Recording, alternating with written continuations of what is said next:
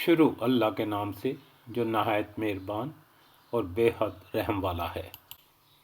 وہ متکبر لوگ کہنے لگے کہ تم جس بات پر یقین لائے ہو ہم تو اس کے منکر ہیں۔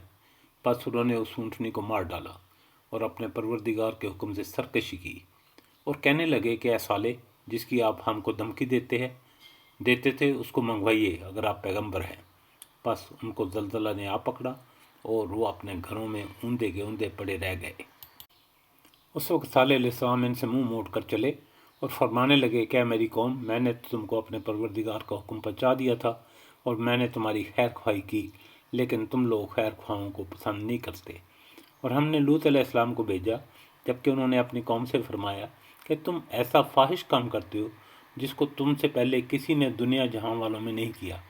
تم عورتوں کو چھوڑ کر مردوں کے ساتھ شہوت رانی کرتے ہو، بلکہ تم حد سے ہی گزر گئے ہو۔ اور ان کی قوم سے کوئی جواب نہ بن پڑا، سوائے اس کے کہ آپس میں کہنے لگے کہ ان لوگوں کو اپنی بستی سے نکال دو، یہ لوگ بڑے پاک صاف بنتے ہیں۔ سو ہم نے لوط علیہ السلام کو اور ان کے گھر والوں کو بچا لیا، سوائے ان کی بیوی کے کہ وہ انہی لوگوں میں رہی جو عذاب میں رہ گئے تھے، اور ہم نے ان پر خاص طرح کا ایک میںہ برسایا۔ پس دیکھو تو صحیح ان مجرموں کا انجام کیسا ہوا۔